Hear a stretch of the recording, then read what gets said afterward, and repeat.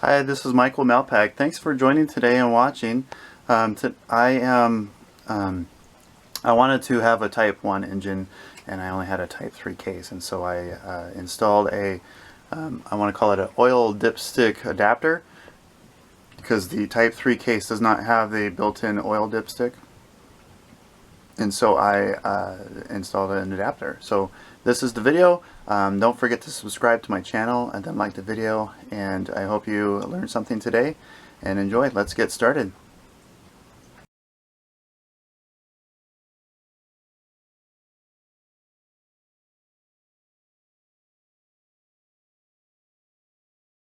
Okay, here are the parts and pieces. This is the adapter kit. Comes with the plate and the gasket. I'm using Permatex gasket sealer to put on the gasket. It's very sticky, gooey stuff. You get it on your gloves or your hands and it stays there for a while. I'm sure you could wash it off with soap and water. Most things you can. I'm putting like a liberal good amount on the gasket there, covering I usually try to cover at least the spot that comes in contact with the actual oil or the thing that you don't want to leak out of whatever you're putting the gasket there for. So what I don't show you here is I'm actually putting the gasket on the spot where we're going to put this adapter plate on, or the adapter dipstick. You'll see here shortly. I think this is one of those times when I wish I had another camera set up. Okay, so there it is right there. And as you can see, there's no dipstick in the actual case. So I'm going to need to put this adapter there so I can actually check the oil while the engine is running.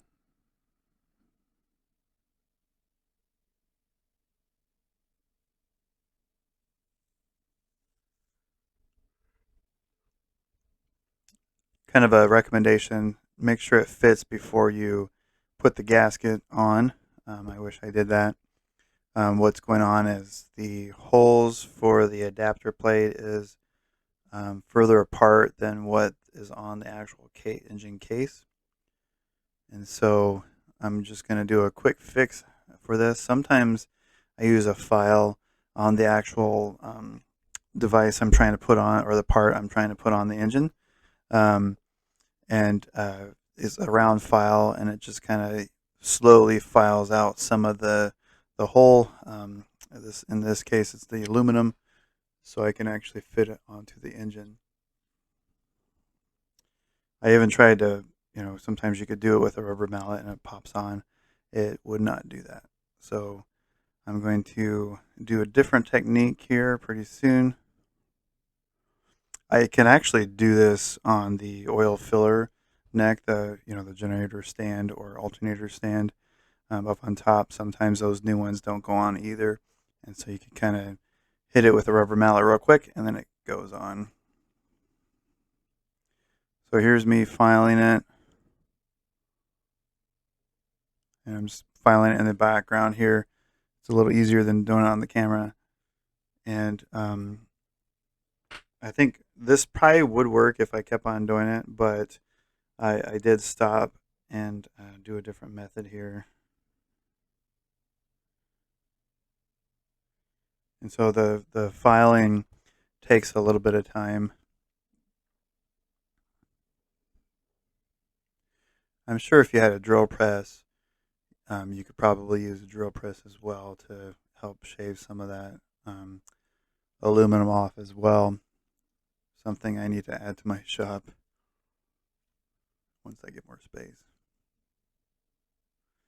All right, so I filed it a little bit, and it's still just not wanting to get on there.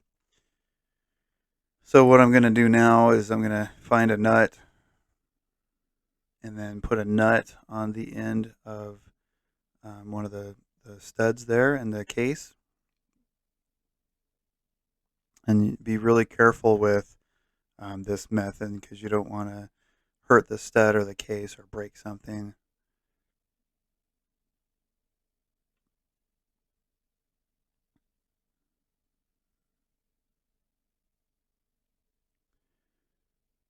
So once I get the nut, I'm going to use just a regular hammer and figure out what's going on.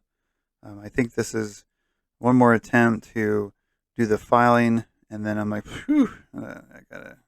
I mean, if everything fits, um, it just doesn't want to go on there. So I'm just gonna take a nut, put it on this one up here. And I'm gonna do it so it's kind of sort of all the threads are there, but it's just not. Um, it's just kind of on the edge of it, or the tip of the stud there. And then with the steel hammer, I'm going to hit it just a little bit, just enough to kind of whack it a little bit to move it out of the way. I'm not using a lot of force or anything. I'm just whacking it a little bit, and seems like it did the trick here. And there you go. And then put the washer, the wavy washer on, and then the nuts.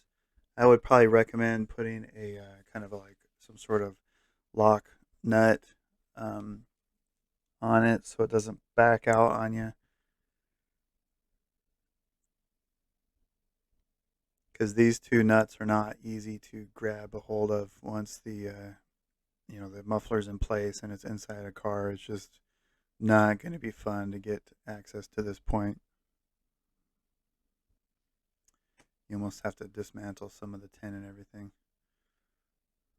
Seem to have gotten that stuck. I'm going to wiggle that out and pull it off, and then tighten up the other one. And I think I'm tightening these to like, I don't want to put a foot down pound, but essentially probably the same as the oil pump nuts. Do that same foot pound, and I think it should be fine. I think I'm going to use a box and wrench to tighten up the other one.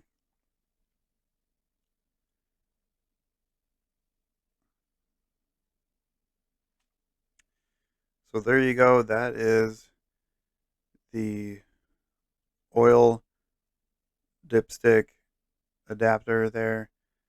Thanks so much for watching, and I hope you learned something.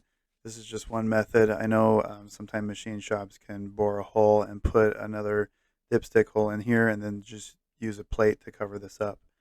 Thanks so much again for watching, and I hope you learned something.